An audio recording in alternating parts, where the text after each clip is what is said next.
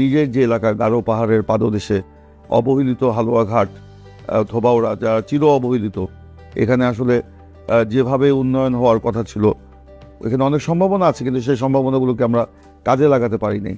যেভাবে উন্নয়ন হওয়ার কথা ছিল সেই উন্নয়ন সেখানে হয় নাই।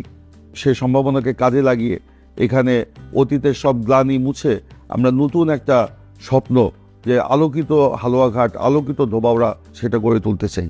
দীর্ঘদিন রাজনীতি করেছি, একেবারে ছোটবেলা থেকেই রাজনীতির সাথে সম্পর্কিত, এবং শহীদ প্রেসিডেন্ট জিয়াউর রহমানের আদর্শে উদ্বুদ্ধ হয়ে বেগম খালেদা জিয়ার নেতৃত্বে আস্থা স্থাপন করে রাজনীতিতে যোগ দিয়ে আমি স্বৈরাচার এরশাদ বিরোধী আন্দোলন থেকে শুরু করে আমাদের সকল আন্দোলন সংগ্রামে আমার অংশগ্রহণ ছিল।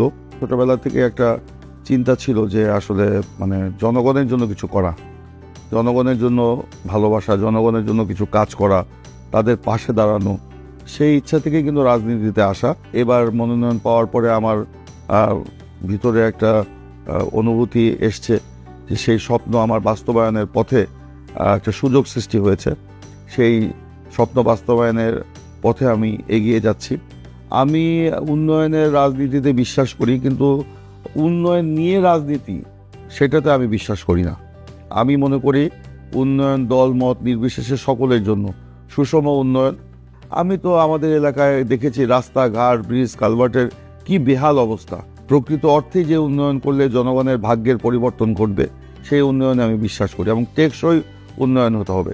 যেখানেই এখন যাচ্ছি মানুষের দাবি, এই রাস্তা করতে হবে, এই ব্রিজটা করে দিতে হবে, এই স্কুল ঘরের সমস্যা সমাধান করতে হবে, এই মাদ্রাসা করতে হবে, এই গির্জায় এই সমস্যা এটা করতে হবে, এই মন্দিরে এই সমস্যা এটা সমাধান করতে হবে। তাহলে 15 বছর তারা করলোটা কি?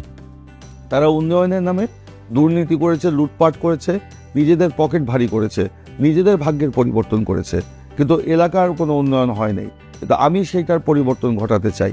আমি সেই গতানুগতিক রাজনীতি পরিহার করে ইতিবাচক একটা পরিবেশ আমি এলাকায় ফিরিয়ে আনতে চাই, যেখানে দল মত নির্বিশেষে সকলের নিরাপত্তা থাকবে, সকলের জন্য উন্নয়ন থাকবে, এবং একটা সম্প্রীতির জনপদ গড়ে তুলব।